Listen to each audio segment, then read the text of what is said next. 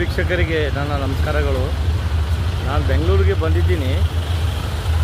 ಇಷ್ಟೆಲ್ಲ ಟ್ರಾಫಿಕ್ ಇದೆ ಅಂತ ನಿಜವಾಗ್ಲೂ ಒಂದು 2 ವರ್ಷದಿಂದ ಈಗಿನ ದಿನಕ್ಕೆ ಭಾಳ ವ್ಯತ್ಯಾಸ ಆಗ್ತಾಯಿದೆ. ನನಗೆ ಆಟೋ ನಾನು ಬುಕ್ಕಿಂಗ್ ಮಾಡಿದ್ರೆ ಆಟೋನ ಸಿಗ್ತಾಯಿಲ್ಲ. ಬೈಕ್ ಆದರೂ ಕೇಳಿದ್ರೆ ಬೈಕ್ನೂ ಸಿಗ್ತಾಯಿಲ್ಲ.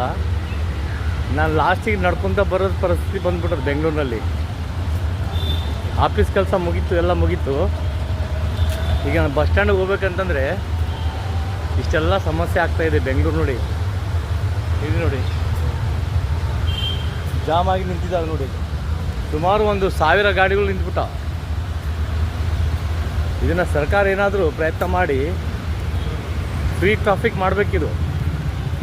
ಇಲ್ಲಾಂದರೆ ಸಮಸ್ಯೆ ಆಗುತ್ತೆ ಇದೆ ಭಾಳಷ್ಟು ಮುಂದಿನ ದಿನಗಳಲ್ಲಿ. ನಮಸ್ಕಾರ.